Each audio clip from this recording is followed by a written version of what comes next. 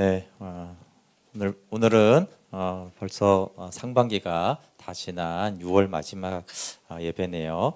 네, 오늘 설교 제목은 신앙의 코페르니쿠스적 전환입니다.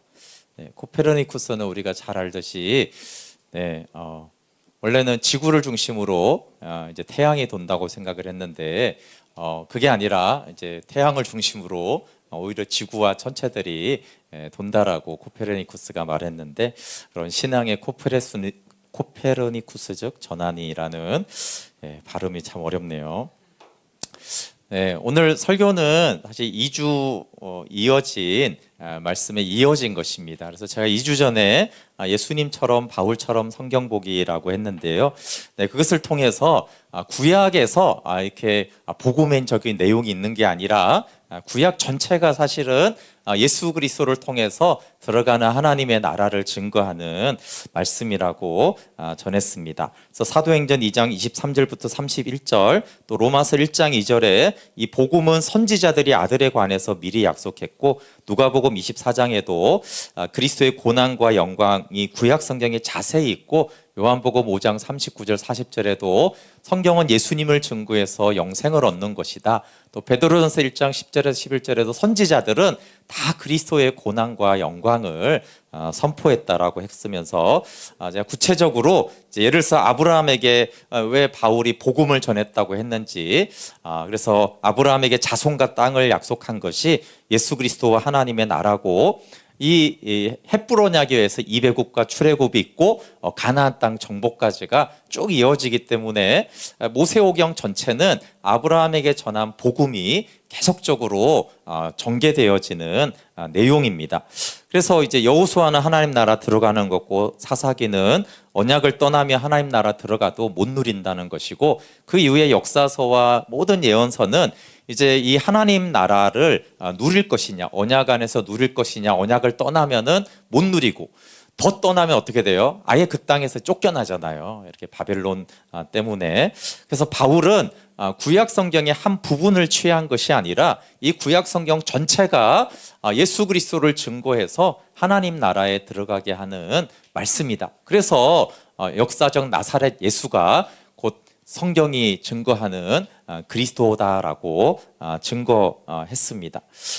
그런데 우리의 고민은 뭐냐 하면, 성경이 예수 그리스도를 증거하고 하나님 나라를 증거하는 거는 모든 신학자들이 다 동의하는 거예요. 근데 막상 이렇게 근데 성경으로 이제 딱 들어가면은 요셉을 얘기하면 요셉의 그 복음과 하나님 나라보다는 요셉의 성공이나 비전이나 다른 얘기들을 우리가 좀 하게 되어져요. 성경은 예수 그리스도를 증거하는 것으로 잘 아는데, 막상 이제 성경 안으로 들어가면 우리는 해석이 좀 다르고, 또 신앙생활은 예수님을 통해서 내 안에, 아까 찬양한 대로 내 안에 그리스도가 사는 것이다 라고 신앙생활을 우리는 잘 알고 있는데, 실제로 가면은 중요한 것은 문제가 해결받고 내 소원이 성취되어지는, 내 필요를 구하는 신앙의 형태가 되어집니다.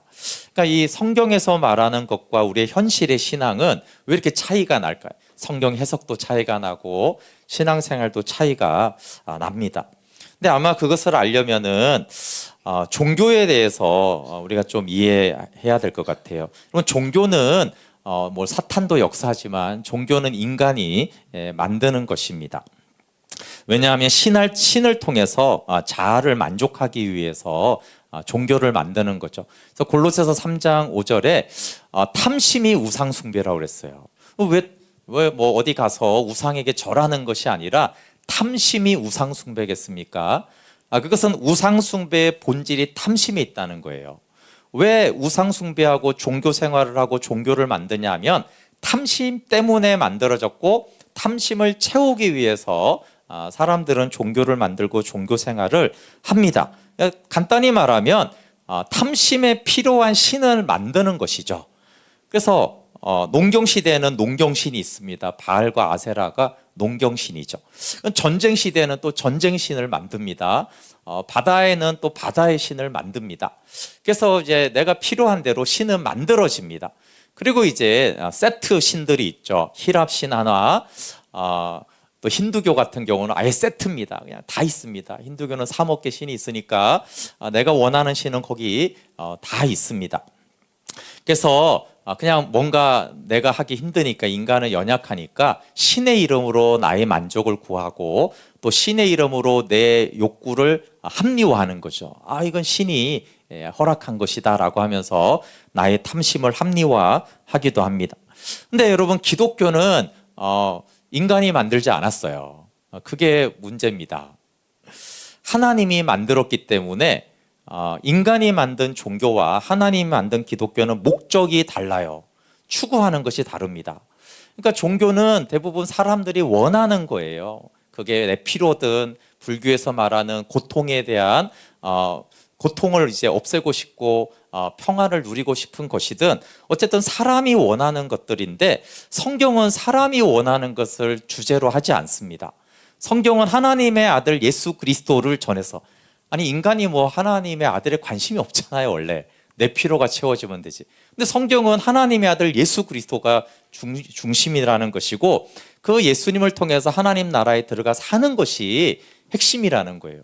근데 어떤 인간이 탐심이 하나님 나라에 살겠다 이런 탐심은 없습니다. 여러분, 소요리 문답 1문에 사람이 제일 되는 목적은 하나님을 영화롭게 하며 영원토록 그를 즐거워하는 거예요. 어떤 종교도, 사람이 만든 종교는 하나님을 영화롭게 하기 위해서 종교를 만들어지지 않아요.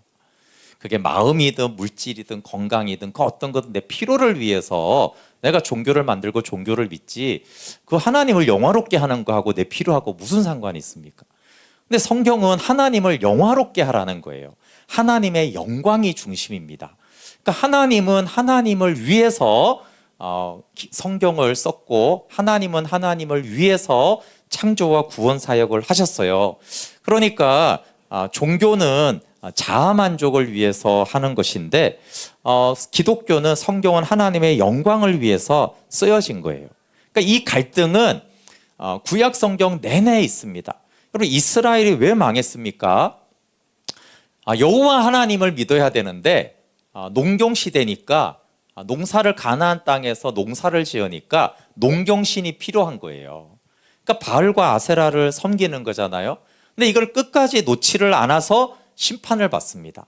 이스라엘이 당연히 출애굽과 가나안 정복을 아니까 성전에 가서 예배를 드립니다. 근데 성전에 가서 예배를 드리면 하나님이 영광을 받으시며 되는데, 하나님이 영광 받는 것이 내 필요가 채워지는 건 아니잖아요. 그러니까 왠지 이스라엘 생각에 하나님은 우리 소원은 안 들어줘. 하나님은 참 하나님이긴 한데 내 소원은 안 들어줘. 그러니까 참 하나님이니까 성전 가서 예배는 드리고, 내 소원은 어디서 구해요? 바알과 아세라한테 가서 구하는 거예요. 내 필요는, 내 만족은. 그러니까 하나님도 섬기고 우상도 섬기는 거를 끝까지 했어요. 그러니까 하나님이 목적하는 것과 이스라엘 백성이 목적하는 게 서로 다른데 추구하는 것이 이게 끝까지 안 좁혀집니다. 그래서 이제 이스라엘의 멸망으로 끝나는데, 이런 것은 예수님 시대 때도 있었어요. 지난주 설교가 성경이 증거하는 하나님의 아들 그리스도에 대해서 나눴어요.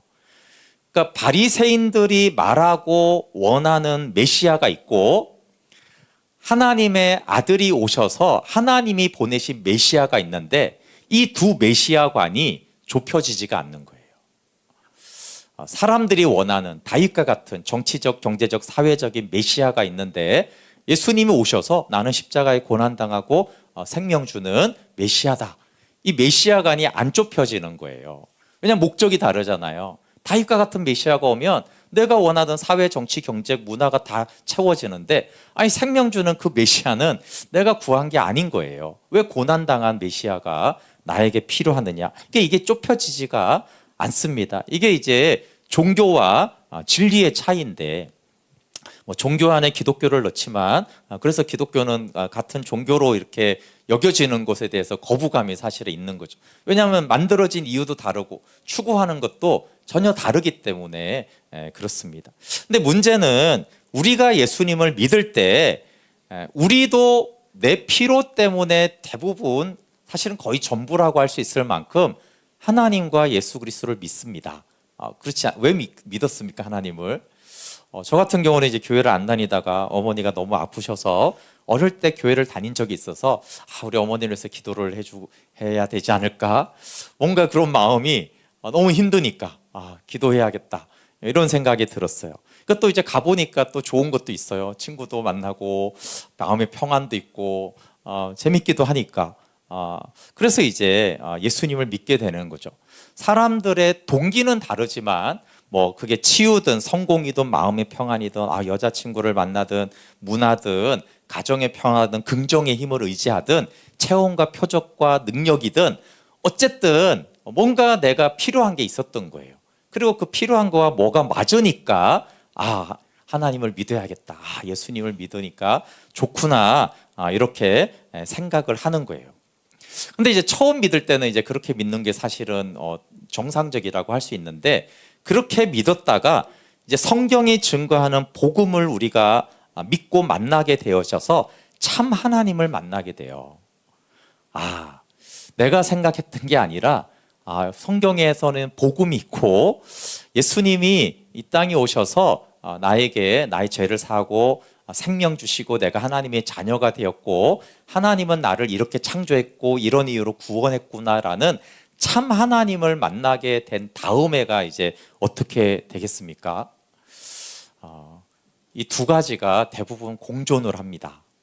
여전히 내 필요를 위해서 내 만족을 위해서 하나님을 믿으면서 그렇지만 또 참 하나님을 내가 만났는데 그 참 하나님을 믿어야 될 거 아니에요.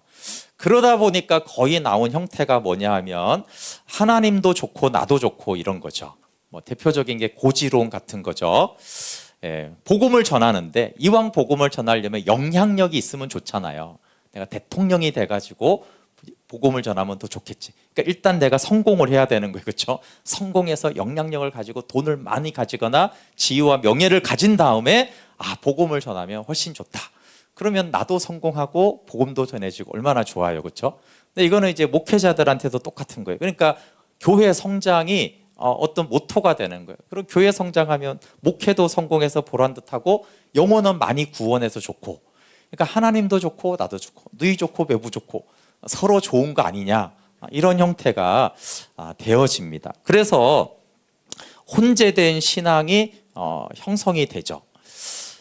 이 두 가지를 동시에 가지는 거, 하나님도 좋고 나도 좋고, 그래서 막 이런 책 제목이에요. 강의 제목이고, 그러니까 이런 것들이 이제 설교도 되고 책도 나오고 강연도 되어지는 것이죠. 하나님의 기준으로 성공해라, 그렇죠? 나도 성공하고 근데 하나님도 기뻐하고 이런 거예요. 그리고 이런 그리스도인이 가장 부러움을 사는 그리스도인이 됩니다. 여러분 누구를 본받고 싶으세요? 어떤 그리스도인을 보면 성공한 신앙인이 있고 생명으로 사는 신앙인이 있으면 누구를 본받거나 부러우세요? 굉장히 성공하고 신앙생활도 열심히 하는 사람이랑 좀 찌질한데 정말 사도들처럼 뭔가 예수 생명이 있어요. 누구가 부러우세요? 마크스 보고는 영적으로 죽은 자가 사는 삶의 세 가지가 appearance, 외모, 보란듯하고 achievement, 뭔가 성공하고 성취하고 affluence, 풍요로운 것이 영적으로 죽은 자가 사는 삶의 세 가지라고 말했는데 우리는 이 영적으로 죽은 자가 사는 삶의 방식이 부러워요. 영적으로 죽은 자가 부러운 거죠. 그래서 요즘은 뭐 사랑의 교회가 많이 실추됐지만 3S 얘기했잖아요, 그렇죠? 서 목사님이 사랑의 교회 권사고 남편은 삼성의 임원이고 자녀는 서울대 다니면 좋은 거죠. 네. 그 목회자도 마찬가지예요. 대형 교회 목회하고 가정 행복하고 자녀가 성공하면 가장 이제 부러운 목회자가 되는 것입니다. 그런데 이제 이게 사실은 그 성경은 생명으로 사는 것인데 우리는 우리가 처음 출발했던 그 종교성과 정말 이제 복음을 만난 참 하나님 사이에 양다리를 걸치는 것을 굉장히 좋아해요. 근데 제가 이 생각을 좀 더 하게 된 것은 이번에 요르단과 이집트에 가서 복음 생명 캠프를 했잖아요. 근데 이제 많은 목회자들이 오고 뭐 어쨌든 선교사님들이 오는데 여기 함께 동역했던 그 심선교사님이 계속 이런 얘기를 하는 거예요. 이 요르단에 또 저 이집트에 또 다음에 할 레바논에 정말 생명으로 사는 한 사람을 우리는 찾아야 된다고. 50여 명이 왔지만 요르단 아랍 목회자들이 여기서 단 한 사람이 정말 생명으로 사는 한 사람을 얻고 또 이집트 갔었다 선교사님들 오는데 그 생명으로 사는 한 사람의 선교사를 만나도록 자꾸 기도하는 거예요. 얘기를 하고. 그러니까 저도 이제 맞죠. 왜냐하면 캠프를 하게 되면 이게 세 부류의 사람들이 있는데 소수는 무관심해요. 왜냐하면 자기 신앙으로 이미 만족하고 있는데 이미 행복한데 자꾸 생명 얻으라 그러면 별 관심이 없는 사람이 있고, 그 다음에 이제 다수는 어떤 사람이냐면 좋은 말씀인데 진짜 보니까 성경이 그렇게 얘기하네. 야, 복음을 통해서 생명 얻는 게 너무 중요한 얘기구나. 이렇게 생각을 해서 하나의 좋은 프로그램과 제자훈련 과정을 만났다고 생각해요. 그래서 열심히 기록을 하죠. 그래서 막 가르치고 이거를 누군가에 가르쳐야겠다고 생각을 하는 거예요. 근데 많은 자기가 가지고 있는 여러 프로그램 중에 하나로 이렇게 받아들이는 거죠. 그리고 아주 소수의 사람들이 충격을 받으며 이것이 성경이 증거하는 복음이란 말인가? 그럼 내가 이전에 했던 것들을 좀 다 내려놓고 내가 이 복음을 통한 주님과의 생명의 교제로 살아가야겠다. 이렇게 아주 소수가 있어요. 그래서 그 한 사람을 위해서 이 선교사님이 계속 기도하고 얘기를 하는 거예요. 그래서 저도 이제 계속 동의를 하면서, 왜냐하면 세미나를 하고 이벤트를 하고 막 사람들이 많이 모여도 그런 건 별로 중요하지 않다는 거예요. 그런데 이제 그렇게 동의하면서 저를 돌아보니까 그럼 나는 어떻게 복음 생명 캠프를 받아들였을까?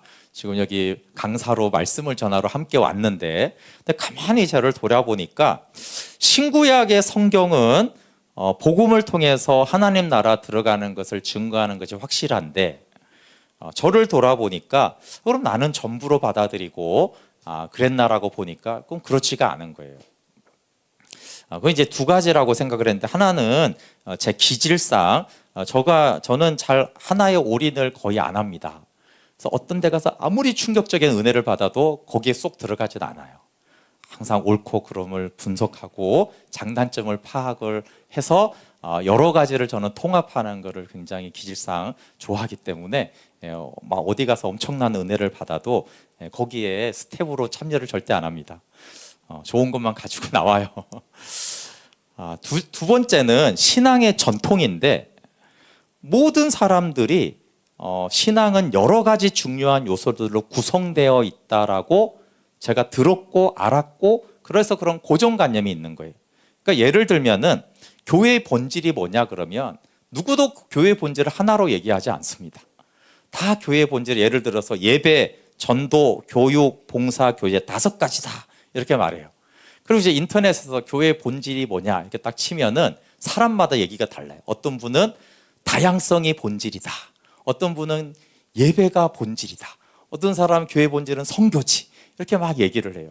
그리고 다 들어보면 다 일리가 있어요. 어떤 사람은 또 선한 행실로 사회를 전도해야 된다. 이렇게 이게 교회의 본질이다. 이렇게 말을 합니다.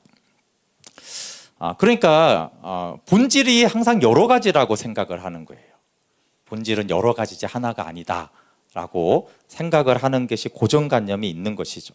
그래서 복음을 통해서 생명을 얻고 생명으로 사는 것을 전부가 아니라 신앙의 1순위로 받아들이는 거예요. 그럼 그게 무슨 차이와 문제가 생기냐면, 이 혼재된 신앙이 제 안에도 잘 없어지지가 않아요. 그러니까 하나님도 좋고 나도 좋고. 그러니까 분명히 생명으로 살고 생명으로 목회하는 거는 여러분, 예수님이 성장을 위해서 사역하지 않았잖아요. 사람 숫자 보고 사역하지 않았어요. 바울도 마찬가지예요. 근데 이게 잘 포기가 안 돼요. 교회는 성장해야지.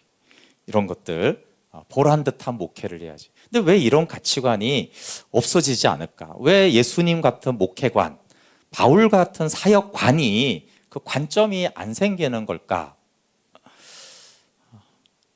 혼재돼서 그렇죠.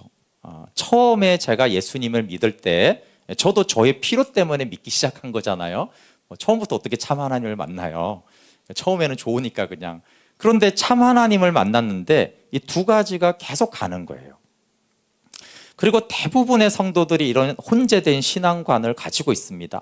그래서 가끔 저에게 왜 목사님은 복음과 생명의 교제를 너무 지나치게 강조하는 거 아닌가요? 그게 뭐 얘기하는 건 좋은데 너무 지나치다고 생각합니다라고 생각하고 말하는 분들이 있어요. 여러분, 제가 예수님보다 복음 생명을 더 강조하는 것 같아요. 바울은 어느 정도로 강조했을 것 같아요? 성경은 어떤 것 같습니까? 사실은 저는 굉장히 강조하지 않아요. 왜냐하면 교회 전통을 저도 이어받았기 때문에 예수님처럼 하지를 못해요. 전통이 있잖아요. 전통에서 자랐고. 그다음에 제 신앙 자체가 혼합돼 있어요.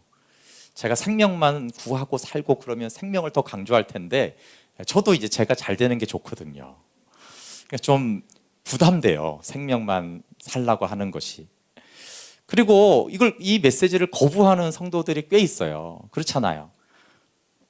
사람의 만족을 자꾸 얘기하면 사람이 듣기가 좋은데 하나님의 영광하고 나는 상관이 관심이 없는데 지금 나는 나 힘들어서 왔는데 자꾸 왜 하나님의 영광을 얘기하냐 이거예요.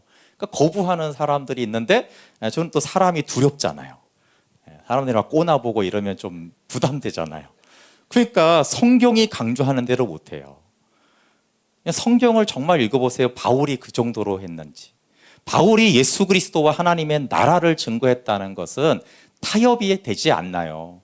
예수님 어떻게 하죠? 다 떠나가도 오병이요? 5천 명 다 떠나가도 너희까지 갈래? 너희 가도 나는 생명의 떡밖에 나는 전할 게 없다라고 굉장히 예수님은 생명에 대해서 단호하셨어요.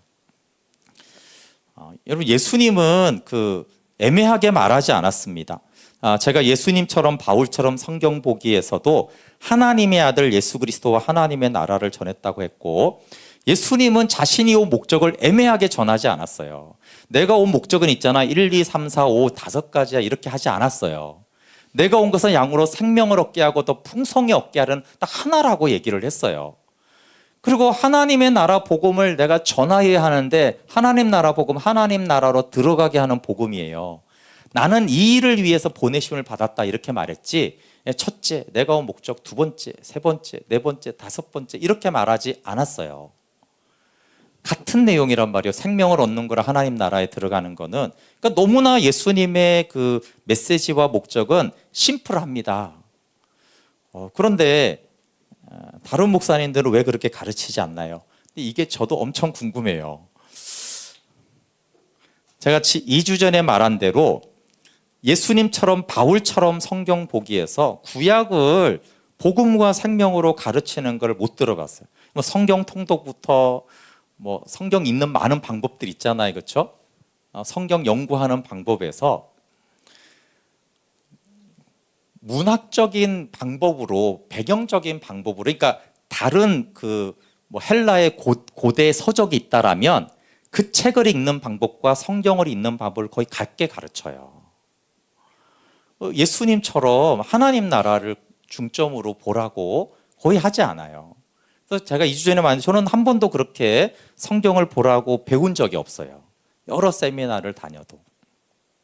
그럼 조나단 에드워즈는 하나님의 영광을 보는 것이 창조된 목적이라 했어요. 조나단 에드워즈는 누구나 인정하는 굉장히 훌륭한 미국의 신학자와 목회자죠. 미국의 대각성 운동을 일으켰던 굉장히 훌륭한 분이에요.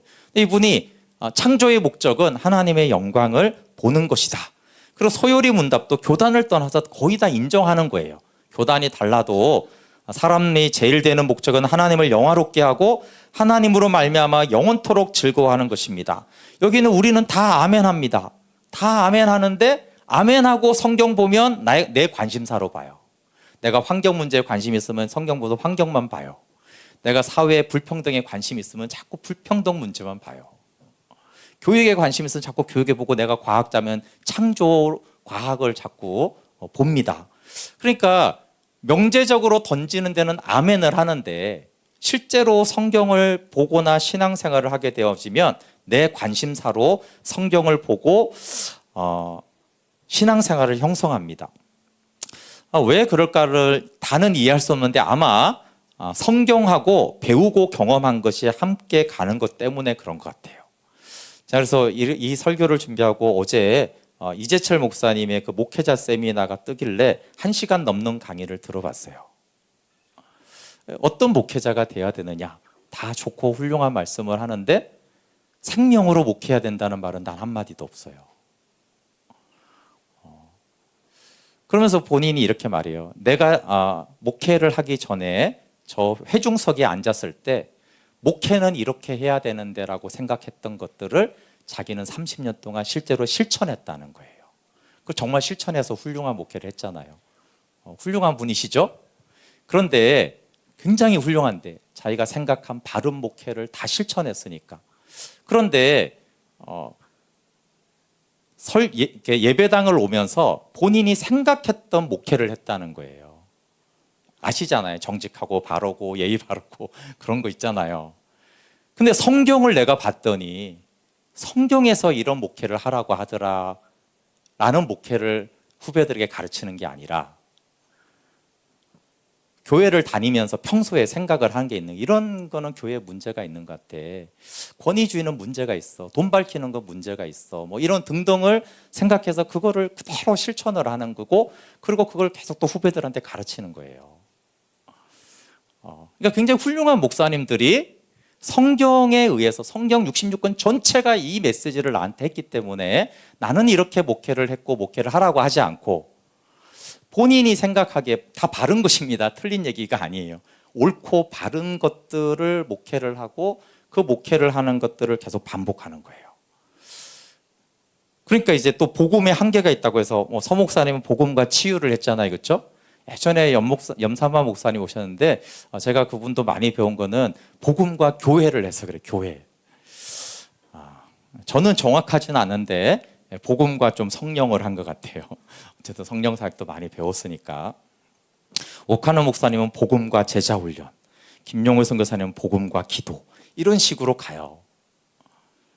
다 성경에서 도출한 게 아니라 이렇게 자기가 신앙생활 하면서 복음은 이제 기본이고 그 다음에 뭔가 이렇게 영향받고 좋다고 생각하는 것들을 하는 거예요. 물론 성경적인 근거는 다 찾을 수가 있습니다. 근데 정말 제가 오랫동안 이런저런 것들을 많이 보면서 알게 된 거는 복음 생명 안에 모든 것이 포함되어 있다는 거예요. 신앙의 중요한 요소들은 많은데 복음을 통해서 하나님의 나라에 들어가는 것 안에 모든 것이 있습니다. 그래서 바울이 예수 그리스도와 하나님 나라만 전한 거예요. 그러면 다른 얘기 하나도 안 했다는 얘기가 아니라 나머지 신앙의 중요한 요소들은 다 그 안에 들어가 있는 거예요. 여러분 이게 이럴 수 있으면 복음과 선교, 오해는 하지 마시고 제 말 이렇게 분리하는 걸 말하는 거예요. 복음과 선교를 따로 놓는 선교사들이 얼마나 많은지 모릅니다. 근데 예전에 박희모 선교사님이 이사야 얘기를 하면서 이사야가 주의 영광을 봤을 때 주여 나를 보내소서 하고 선교가 시작된다고 그랬어요. 영광 안에 선교가 들어가 있는 거예요. 그래야지 바른 선교를 할 수 있어요. 근데 복음을 알았고 따로 떼어서 선교를 하게 되어지면 이 선교가 병폐가 굉장히 많아집니다. 진짜 선교는 영광 안에 선교가 포함돼야 되는데 거의 그렇게 가르치지 않아요. 복음을 받았으니 그 다음에 1, 2 이런 식으로 가르쳐져요. 복음과 예배도 마찬가지입니다. 여러분 영광 안에 예배가 포함돼야 됩니다. 교제는 요한 1서 1장 3절에 보면 성도의 생명의 교제 안에 성도의 교제가 들어가 있어요. 봉사도 마찬가지. 하나님의 영광 안에서 예수 생명으로 해야지 봉사가 되는 거지. 우리가 은혜 받았으니까 딱 떼어가지고 봉사를 하라고 하니까 자기 주장 의지로 자기 의로 봉사를 하는 거예요.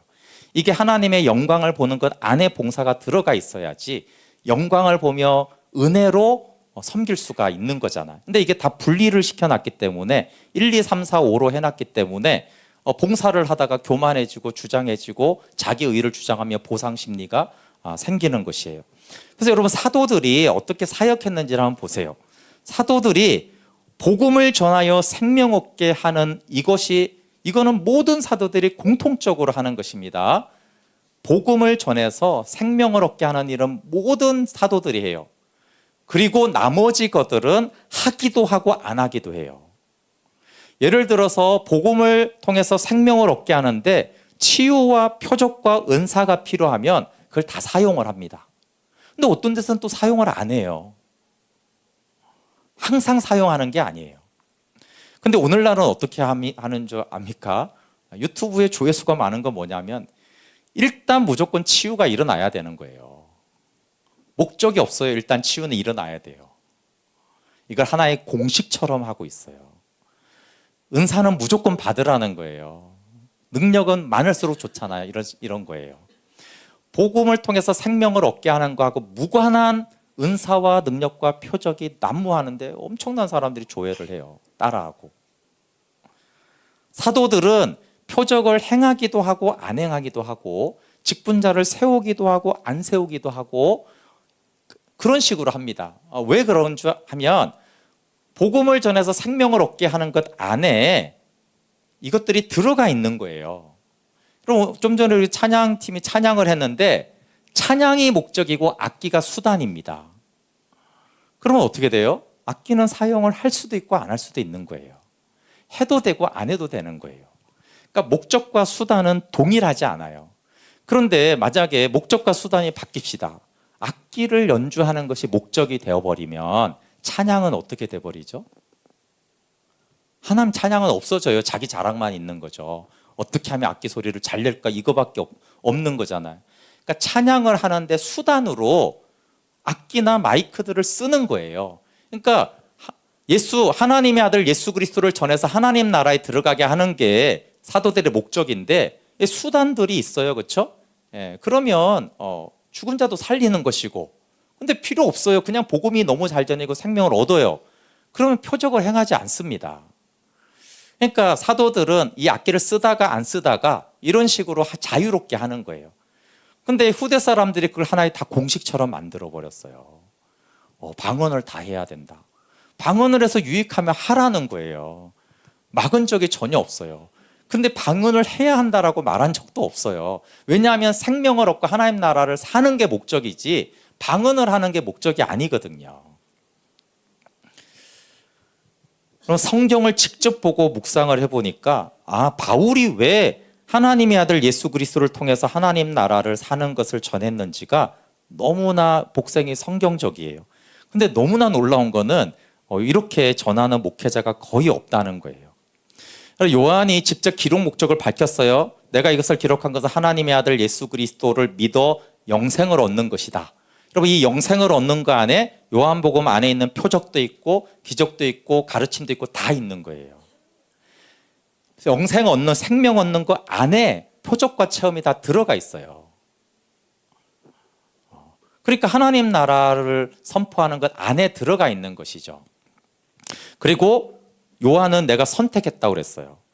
생명 얻게 하는 복음을 전하는데 필요하면 내가 이 표적을 기록하고 다른 많은 표적 행했지만 이거는 생명 얻게 하는데 이 표적은 별로 도움이 안 되는데 그럼 표적을 다 빼버렸다는 거예요. 그 목적이 분명하죠. 목적이 영생이니까 표적은 선택하면 되는 거예요. 있어도 되고 없어도 되고 있으면 좋으면 있고 넣고 역사하고 기록하고 아니면은 그 표적이 있어서도 그거 빼는 거예요. 왜냐하면 표적 자체가 목적이 된다고 생각하면 그건 다 빼버려요. 그래서 7개만 딱 기록을 하는 거예요. 본문을 로마서 12장 1, 2절로 제가 잡았는데요. 우리 로마서 12장 1, 2절 다시 한번 읽어볼게요. 시작. 그러므로 형제들아 내가 하나님의 모든 자비하심으로 너희를 권하노니 너희 몸을 하나님이 기뻐하시는 거룩한 산제물로 드리라. 이는 너희가 드릴 영적 예배니라. 너희는 이 세대를 본받지 말고 오직 마음을 새롭게 함으로 변화를 받아 하나님의 선하시고 기뻐하시고 온전하신 뜻이 무엇이든지 분별하도록 하라. 이것은 갑자기 나온 게 아니라 1장부터 11장까지 완전한 복음을 선포했잖아요. 그렇죠? 복음에 의해서 그러므로입니다. 그러니까 복음에 의한 결과, 복음에 의한 열매예요. 그게 이제 1, 2절인데 두 가지가 같은 말인데 하나는 너희 몸을 하나님께 드리라고 2절에서는 오직 마음을 새롭게 함으로 변화를 받아 하나님의 뜻을 분별하라는 거예요. 근데 이제 요 2절을 원어로 좀 보시면 이 마음은 마인드입니다. 그리고 이성, 지성, 근데 생각하는 방식 이렇게도 번역이 됩니다. 근데 새롭게라고 했을 때 새롭게라는 것이 두 가지 새롭다라는 단어가 있는데 네오스라는 것은 시간이 바뀌면서 새로워지는 것이고 카이노스는 성질, 어떤 성격이 성질이 변하는 거예요. 근데 여기에서는 카이노스를 써서 성질이 바뀌는 걸 말해요. 그러니까 이성의 성질이 바뀌는 거예요.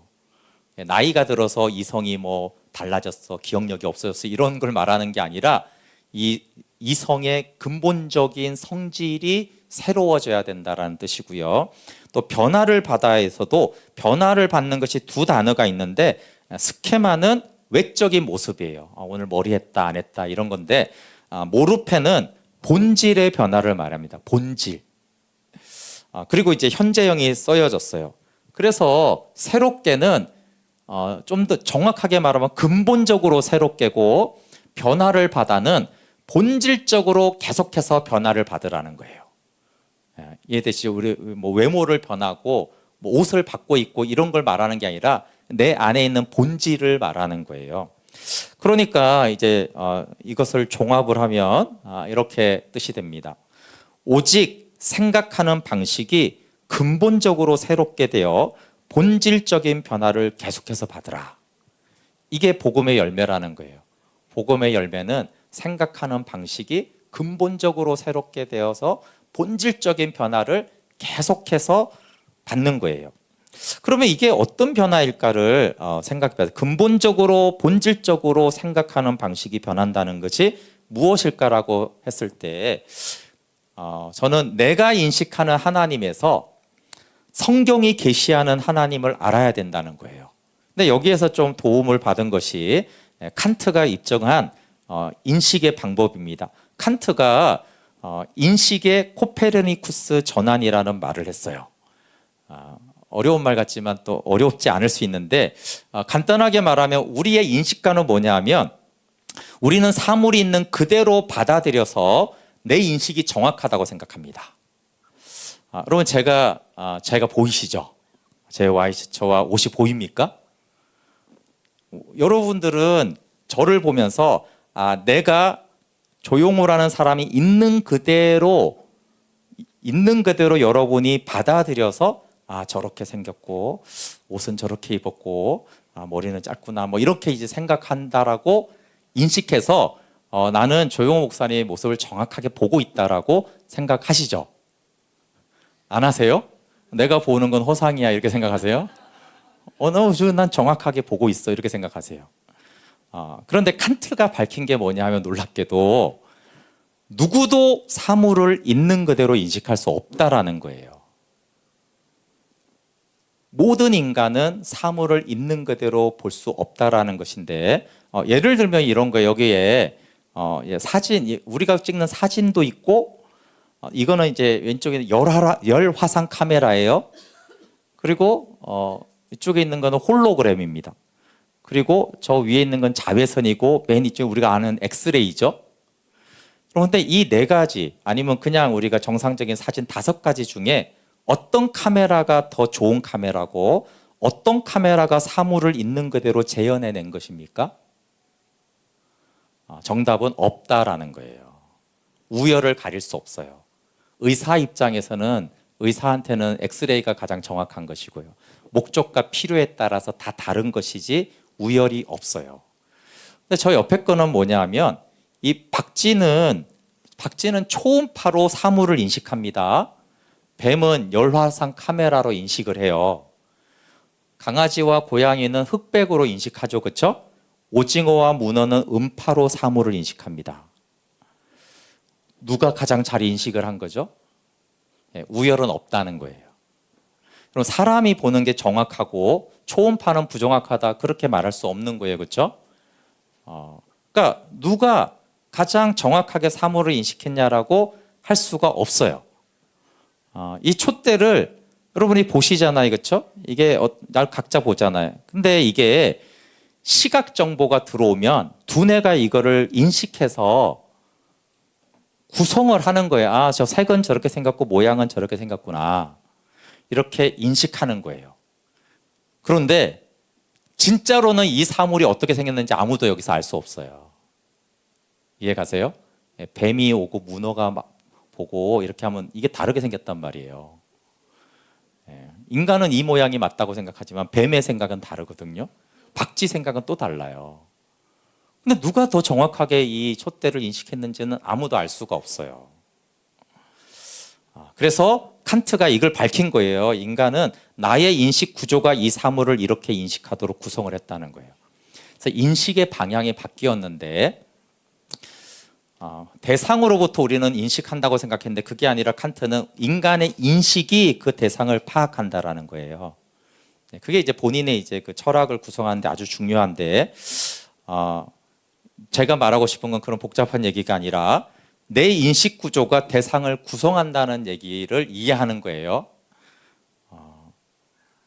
그리고 이게 이제 우리 신앙하고도 굉장히 중요한 연관이 저는 있다고 생각을 하는데 왜냐하면 우리가 하나님을 아는 것이 영생이잖아요. 참 하나님과 예수 그리스도를 아는 것이 영생인데 하나님이 계시하는 하나님을 아는 것과 내가 구성하고 인식하는 하나님이 다르다는 거예요. 나의 인식 구조가 하나님은 이런 분이야, 신앙은 이런 거지, 이렇게 우리가 구성을 한다라는 거예요. 칸트의 말대로. 근데 성경은 우리한테 구성하라고 하지 않았고 하나님이 계시하는 하나님을 알아야 된다 이렇게 말하고 있어요. 하나님이 계시하는 신앙이 형성돼야 된다 이렇게 말하고 있어요. 그러니까 하나님 쪽에서 알려주는 하나님 쪽에서 알려주는 신앙생활이 성경의 신앙생활이다라고 더 쉽게 말하면 그냥 성경이 말하고 있는 신앙, 성경이 말하고 있는 그 하나님을 믿으라는 거예요. 근데 우리의 인식 구조는 어떻게 있다고요? 내가 원하는 하나님, 내가 인식하는 하나님을 우리는 파악해서 그 하나님을 우리가 형성합니다. 그래서 하나님은 이런 분이야라고 우리가 알고 있는 그 하나님은 대부분 내 쪽에서 구성한 하나님이 많다고요. 근데 성경은 네 쪽에서 구성하는 하나님 말고 하나님 쪽에서 알려주는 그 하나님, 그리고 성경에서 알려주는 그 하나님을 계시로 알아야 된다라고 말하는 거예요. 지난주 설교가 뭐였냐면 하나님의 아들 예수 그리스도예요. 너무 뻔한 얘기잖아요, 그렇죠? 근데 핵심이 뭐냐 하면 베드로가 예수님은 하나님의 아들이고 그리스도입니다 이렇게 고백했잖아요. 근데 이 고백이 중요한 게 아니라 그러니까 예수님이 그래? 그러면 내가 성경이 증거하는 그리스도를 알려줄게. 그러면서 고난받고 부활할 걸 말하니까 베드로가 막 꾸짖으면서 대들었잖아요.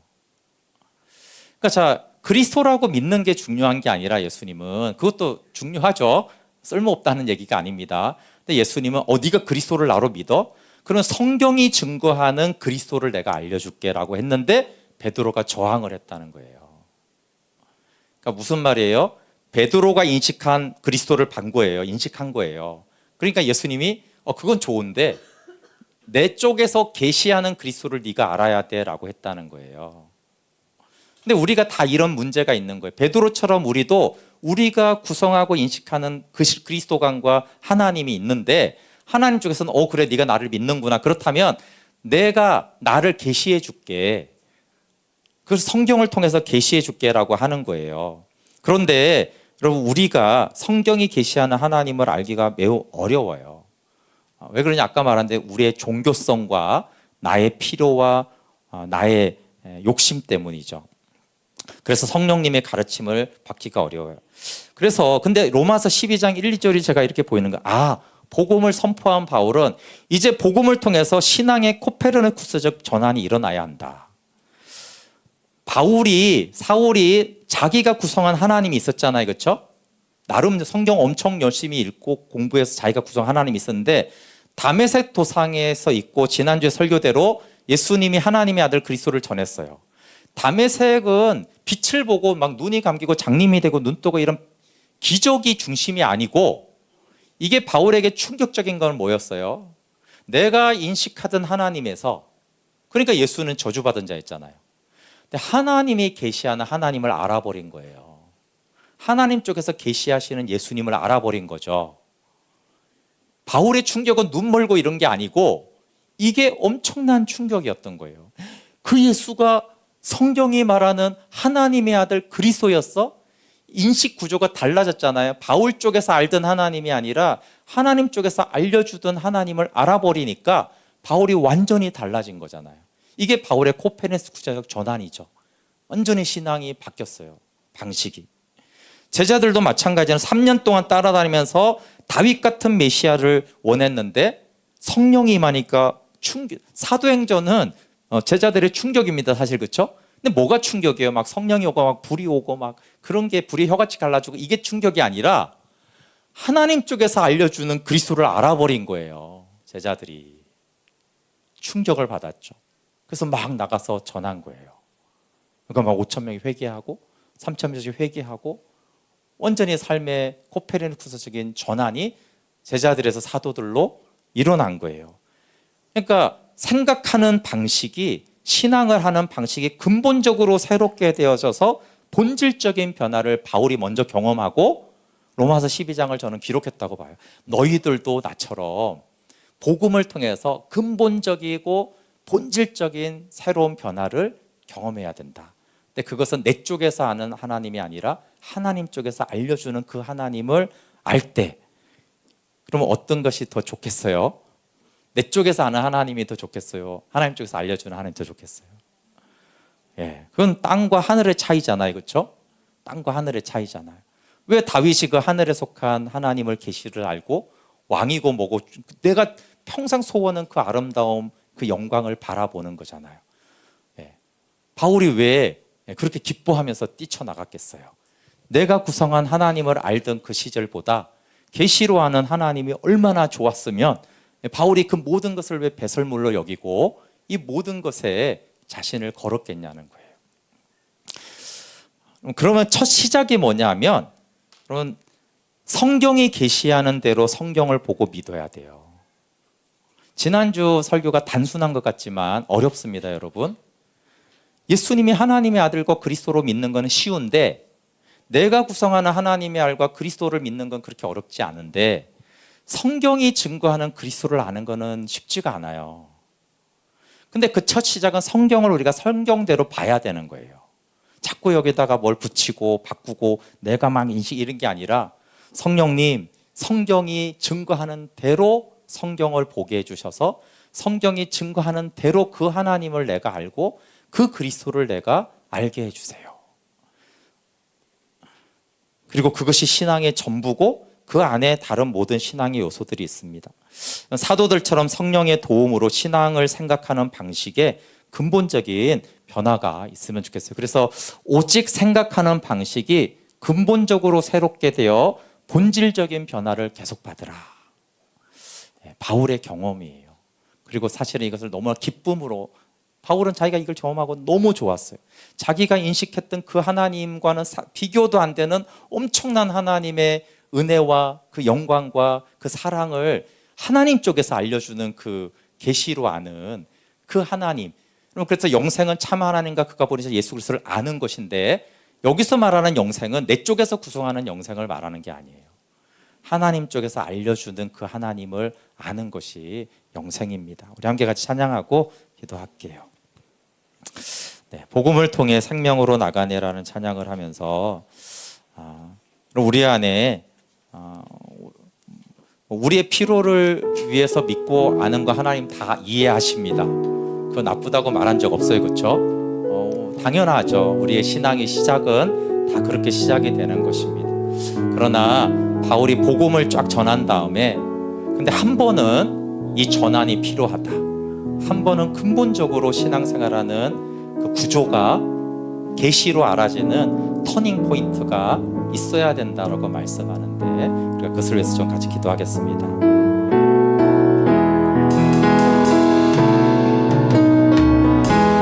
복음을 통해 생명으로 나가네. 그의 죽으심과 장사된 부활의 영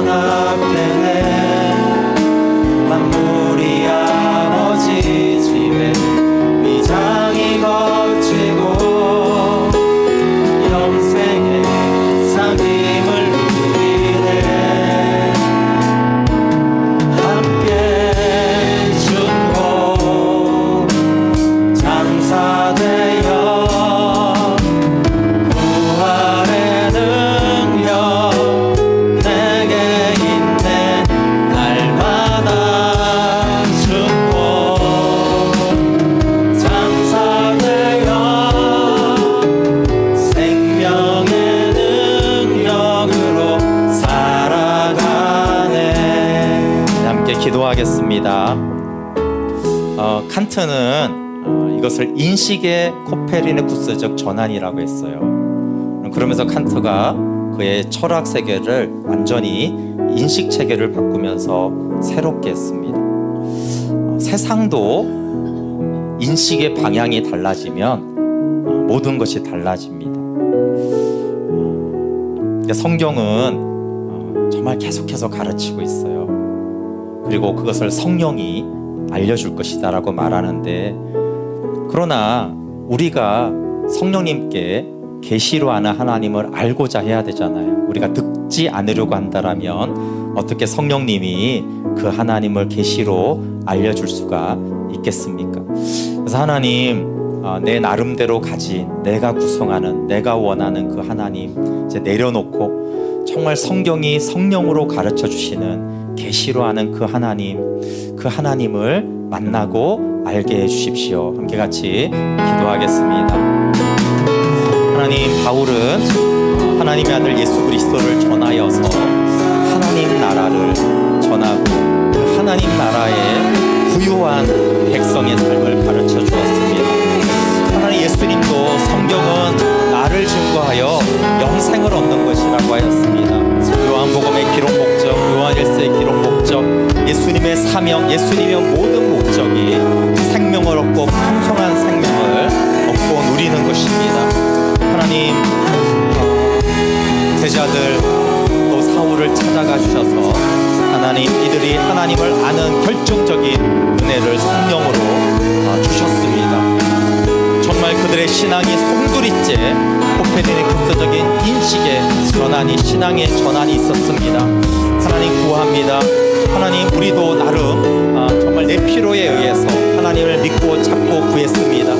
그러나 이제 참 하나님을 복음을 통해서 알았다면 하나님, 이제는 성경이 증거하는 하나님의 아들 예수 그리스도, 성경에서 누리라고 한 그 생명과 하나님의 나라를 맛보는 하나님, 우리의 인식의 대전환, 코페르니쿠스적인 전환이 일어나길 원합니다.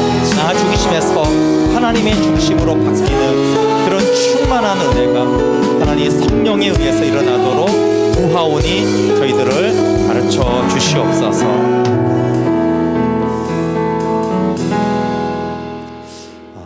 지구를 중심으로 태양이 도는다고 생각했지만 진실은 태양을 중심으로 지구가 도는 것이었습니다. 이 진리를 알고 인간은 달에 갈 수가 있었습니다. 하나님, 나를 중심으로 하나님이 존재하고 계시는 것처럼 우리의 믿음이 시작이 되었습니다. 나를 위해서, 내 필요 때문에 내가 이것이 좋아서 믿기 시작한 예수님이지만 하나님, 이제 중심이 내가 아니라 참 하나님과 예수 그리스도가 중심이 되어져서 그분의 영광을 위해 그분 안에서 하늘에 속한 풍성한 생명을 누릴 수 있도록 하나님, 우리가 구성하고 우리가 인식하고 우리가 알고 싶은 그 하나님이 아니라 하나님, 바울처럼 제자들처럼 하나님이 계시로 성령으로 알게 하시는, 성경이 증거하는 참 하나님과 예수 그리스도를 알게 하여 주십시오. 성령님, 이것을 알게 하여 주셔서 풍성한 생명을 누리게 하여 주십시오. 예수님의 이름으로 기도합니다. 아멘.